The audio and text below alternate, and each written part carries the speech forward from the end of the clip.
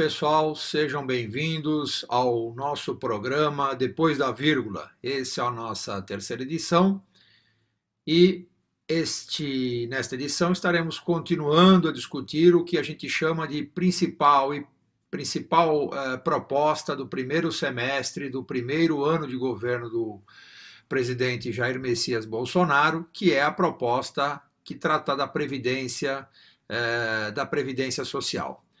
Entre outras coisas, falaremos, obviamente, dos desafios. Então, como havíamos prometido, ainda que não tenhamos uma ampla condição de discutir de forma mais definitiva, já existe um esboço, né, após a entrega do projeto na semana passada pelo então presidente, junto com a sua equipe econômica, acompanhado de todos aqueles que estavam ligados à redação do processo e todo o projeto, encabeçado, obviamente, pelo ministro Paulo Guedes. Embora essa tenha sido hipoteticamente, ou teria sido hipoteticamente uma boa notícia, ela foi tensa, numa semana tensa, com o vazamento dos áudios a respeito da confusão e do bate-boca entre Gustavo Bebiano e o presidente Bolsonaro.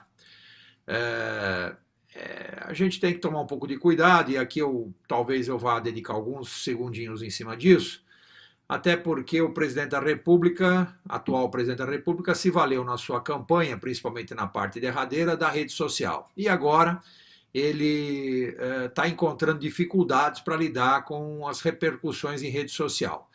O grande problema de todo esse processo não é nem o que está ou o que deixa de estar na fala, até porque a fala do presidente que vazou no áudio, ou seja, o áudio completo, né, hipoteticamente completo, não tem nada assim de tão importante, de tão espetacular. É um áudio que revela um desentendimento entre ele e o Bebiano, talvez um pouquinho mais de ciúme e talvez de falta de tato com as palavras, que parece ter revelado essa principal dificuldade do então presidente em lidar com a mídia.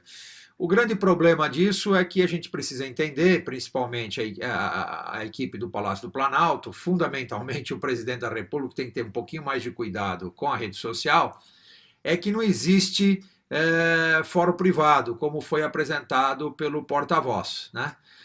Não existe fórum privado em cargo público, ele está numa investidura de cargo público, seja ele presidente, governador, ministro, prefeito, professor de ensino público, seja ele qualquer que seja o cargo público, ele está na investidura da transparência do cargo público. Então, na prática, não existe fórum íntimo, né? Então, talvez essa tenha sido a grande discussão antes mesmo da entrega, mas o mercado como um todo, ou seja, o mercado financeiro e a sociedade, não entendeu de forma relevante o conteúdo do vazamento do áudio. Como eu disse, não há nada de extraordinário nesse áudio, embora está revelando um pouco de falta de tato do presidente com a sua equipe. Precisa tomar um pouco mais de cuidado, e eu acho que era isso que a gente deveria, pelo menos a grande parte dos analistas, se convenceram de que não havia nenhum dado que pudesse, obviamente, comprometer nesse momento o projeto de recuperação econômica. Muito embora algumas falas ali podem criar alguma resistência dentro do Congresso. Mas vamos lá. Então, o governo, através do Paulo Guedes, finalmente entregou um esboço. Algumas situações já haviam vazado, já haviam chegado ao conhecimento público através da imprensa, como idade mínima, 62 para mulheres, 65 para homens. O fato é que essa proposta, esse texto ele foi entregue ao governo e propõe, obviamente, uma discussão antecipada, né? E será submetido a uma comissão de Constituição e Justiça na Câmara, e depois será submetido também no Senado, para que ele consiga, evidentemente, os votos necessários em 2 turnos, sabendo que no Congresso ele precisaria de 2 turnos, com vitórias de 308 votos. Então, essa é a ideia inicial do chamado esforço político necessário dessa proposta.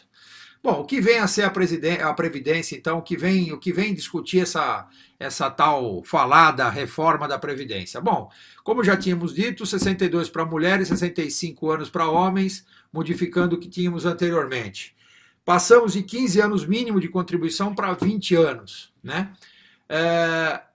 Muda-se, e aqui talvez um tema um pouco polêmico, muda-se a forma de contribuição da Previdência, aumentando as faixas de contribuição, muito parecida com a capacidade contributiva, que é o princípio de equidade do imposto de renda. Segue a mesma lógica do princípio de equidade do imposto de renda. Quem ganha mais vai pagar mais até o limite do teto, que é de R$ 5.839,45, né? Então, acima até R$ 998, todos contribuirão com 7,5% da Previdência, acima disso, entre 998 e 2.000, 9%, acima de 2.000 com 12%, entre 2.000 e 3.000, 14%, e renda entre 3.000 e 5.000, perdão, a renda entre 3.000 e 5.000, 14%, que dá na média aí uma contribuição de 11,68% para quem está lá no teto. É evidente que essa mudança ela deve proporcionar um reforço importante de caixa, lembrando que a proposta da Previdência, ela segue uma lógica básica e eu acho que aí tem uma grande vantagem, talvez, nesse momento, para se discutir os temas polêmicos. O objetivo do governo é economizar nos próximos 10 anos 1 trilhão e 200 bilhões de reais nos próximos 10 anos. Isso significa dizer que o governo, segundo o próprio ministro Paulo Guedes, o governo não está preocupado em fechar as portas ou manter situações, diria que hermeticamente fechadas. O governo está aberto para todas as discussões, desde que não seja desidratado, ou seja, não seja retirado dele o objeto de economizar por volta de 1 trilhão de reais nos próximos 10 anos. Então esse é o grande esforço do governo. Então a gente já viu que houve uma modificação, essa modificação já era conhecida. O que de novo apareceu nessa proposta, obviamente porque ela agora está agora está detalhada e está transparente e agora está revelada, é uma mudança na contribuição por faixas como a do salário, como a do imposto de renda, pela faixa de capacidade contributiva. Depois, um outro tema que promete um pouquinho de discussão aí é as regras de transição. As regras de transição, basicamente, pegam 2 pontos, né? A primeira é, quem tem 29 anos hoje de contribuição e falta 1 ano apenas, seria as mulheres, né? Para 30 anos de contribuição. Na regra de transição, ela tomará, para ela poder se aposentar independente da idade mínima, hoje, ela terá que pagar um pênalti de 50%, ou seja, você tem 29 anos, você, mulher, 29 anos, precisa de 30 para se aposentar no antigo modelo. Agora, você não vai precisar mais de mais 1 ano, vai precisar de 1 ano e meio para se aposentar sem a preocupação da idade mínima, apenas olhando a contribuição. Para o homem que também precisaria de 35 anos, e hoje, imaginando que ele também estaria com 34 anos, faltando apenas 1 ano, ele precisaria trabalhar pelo menos mais 6 meses. Então ele não mais se aposentaria com 35 anos e sim com 35 anos e 6 meses.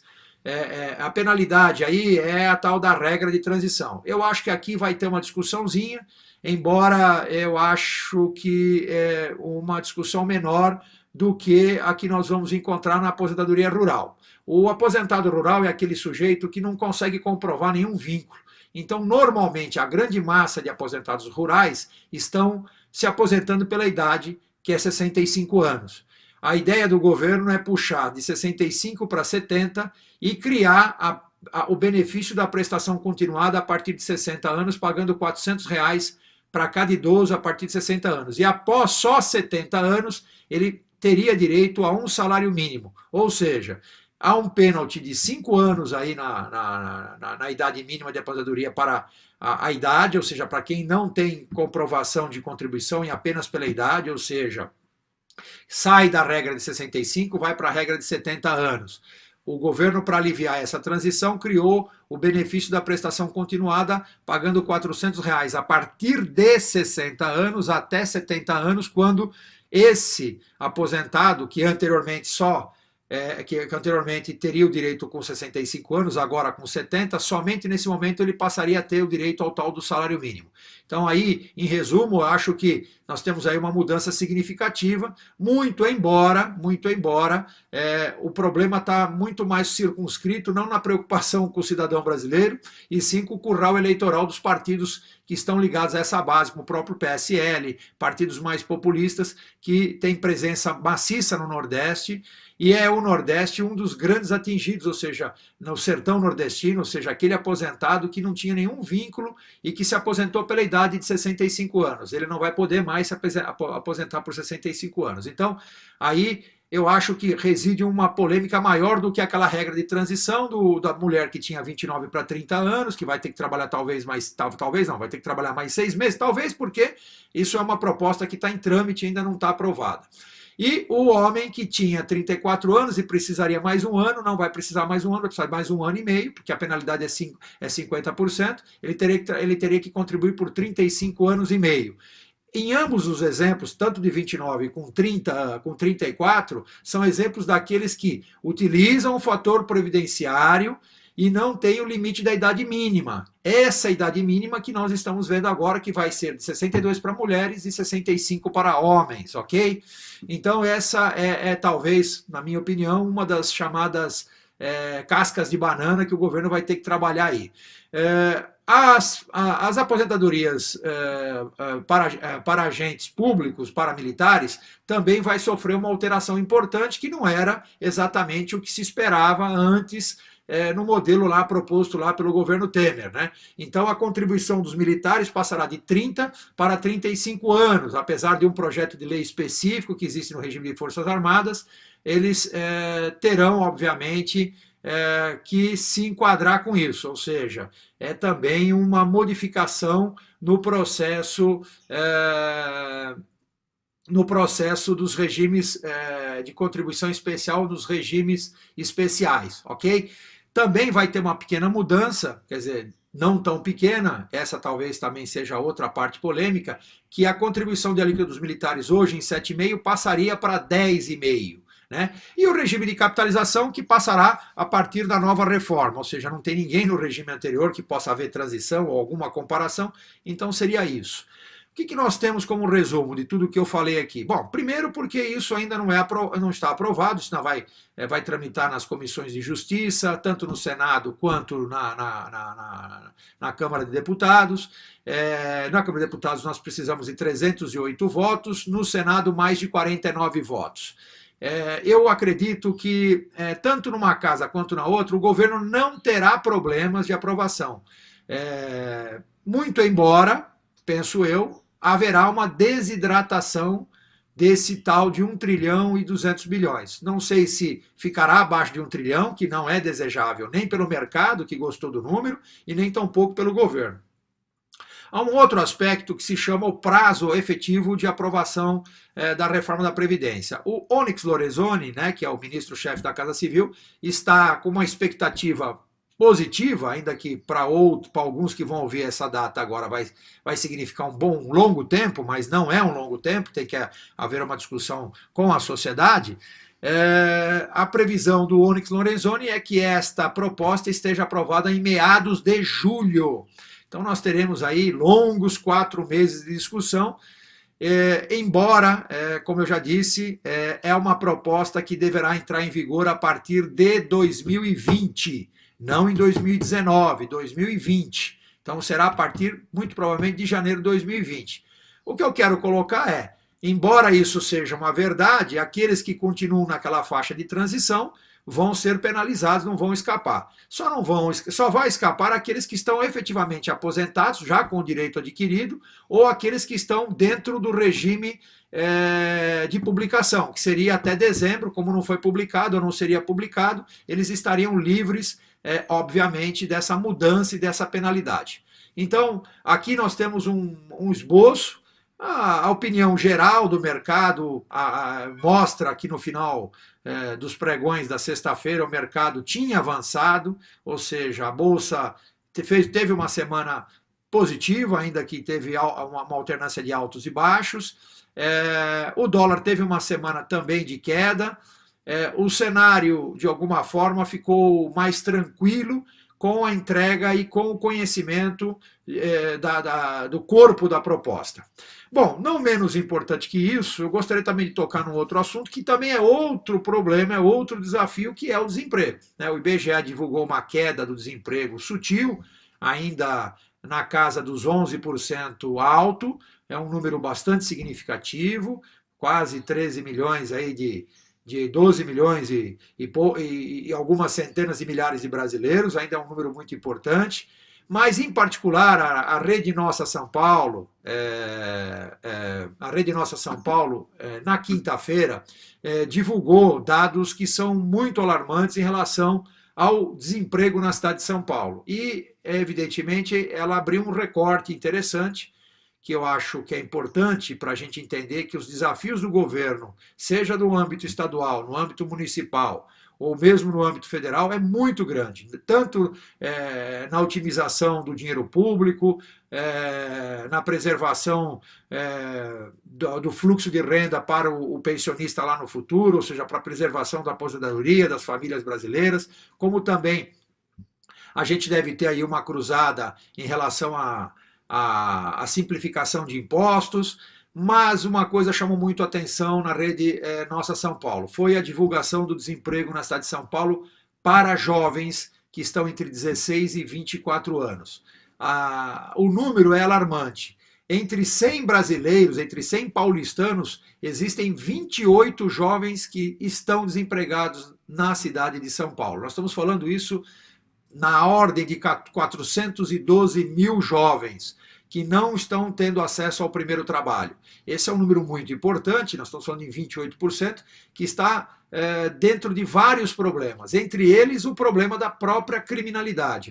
Esse jovem que não tem acesso ao primeiro emprego certamente vai ficar exposto às atividades ilegais, seja do crime organizado, seja, obviamente, de atividades não legais, e isso é realmente um problema, porque a sociedade vai gastar mais dinheiro para recuperar esse jovem, vai gastar mais dinheiro para trazer esse jovem para a formalidade. Então, esse é um número que tem que ter uma solução. Então, não só uma frente, como estamos tendo agora, para viabilizarmos